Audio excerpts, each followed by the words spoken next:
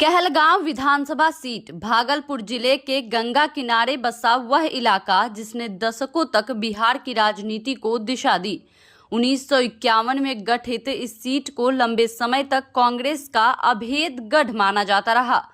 बिहार की राजनीति में एक दौर ऐसा भी रहा जब कहलगांव का नाम आते ही कांग्रेस और उसके दिग्गज नेता सदानंद सिंह का चेहरा सामने आ जाता था। सदानंद सिंह ने इस सीट से रिकॉर्ड 9 बार जीत हासिल की और एक बार तो निर्दलीय उम्मीदवार के रूप में भी जनता का भरोसा पाया। यह उनके कद और कांग्रेस की पकड़ का प्रतीक था।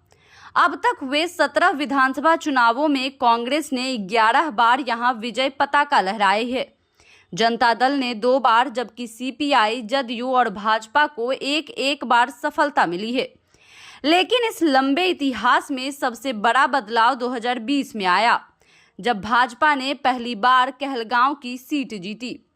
पवन कुमार यादव ने कांग्रेस के सदानंद सिंह के बेटे शुभानंद मुकेश को लगभग 43,000 वोटों से हराकर राजनीति की तस्वीर बदल दी। खास बात यह रही कि कांग्रेस ने 2010 और 2015 में लगातार जीत दर्ज की थी, लेकिन 2020 में भाजपा ने न केवल जीत हासिल की बल्कि रिकॉर्ड वोटों से कांग्रेस की विरासत को झटका दिया। 2020 के नतीजे इसलिए भी खास थे क्योंकि शुभानंद मुकेश को अपने पिता की राजनीतिक विरासत मिली थी। महागठबंधन ने भी पूरा जोर लगाया था। वामपंथी दलों के झंडे के साथ कांग्रेस और राजद ने मिलकर यह सीट बचाने की कोशिश की, लेकिन भाजपा ने बाजी मार ली। यही नहीं, 2024 के लोकसभा चुनाव में भी कांग्रेस को झटका लगा, जब जदयू ने इस विधानसभा क्षेत्र में कांग्रेस से करीब 30,000 वोटों की बढ़त बना ली। इससे साफ है कि एनडीए की पकड़ लगातार मजबूत हो रही है। अब अगर जातीय और धार्मिक समीकरण पर नजर डालें तो कहलगांव की राजनीति को समझना आसान हो जाता है। यहाँ कुल मतदाता लगभग 3.7 लाख है।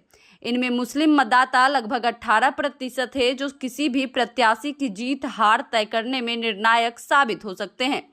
यादव समाज का वोट भी यहां अहम माना जाता है और यही कारण है कि भाजपा ने पवन यादव को मैदान में उतारकर बड़ी जीत दर्ज की थी।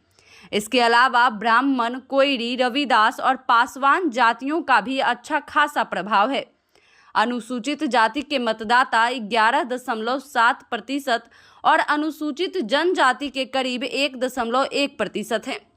शहरी वोटरों की हिस्सेदारी मात्र 7% है, जिससे यह सीट पूरी तरह ग्रामीण चरित्र वाली बन जाती है।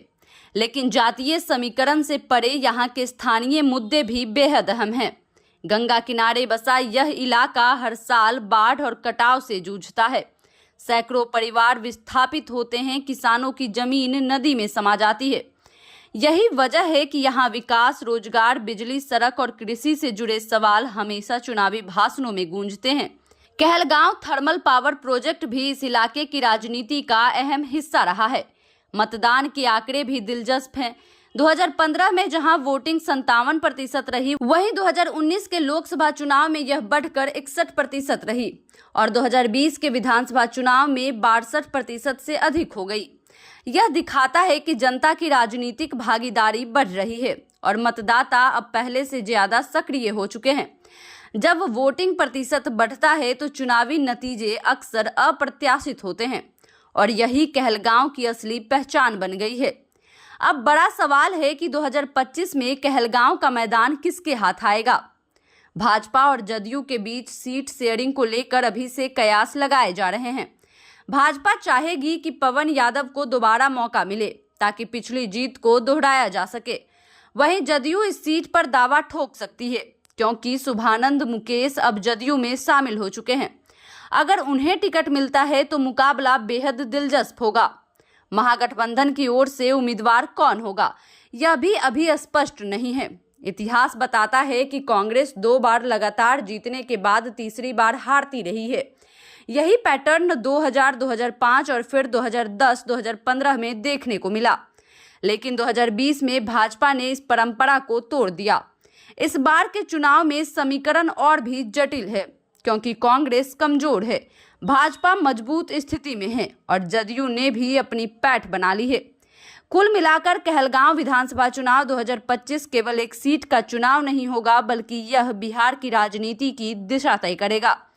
कांग्रेस की विरासत, भाजपा का उभार, जदयू का नया दाव, मुस्लिम और यादव वोटरों की भूमिका और बाढ़, रोजगार जैसे जमीनी मुद्दे, ये सभी कारक मिलकर इस सीट को बेहद हाई प्रोफाइल और अप्रत्याशित बना रहे हैं। यहाँ की हर चाल, हर बयानबाजी और हर वोट बिहार विधानसभा चुनाव के नतीजों की बड़ी तस्वीर पर असर डाल सकता है।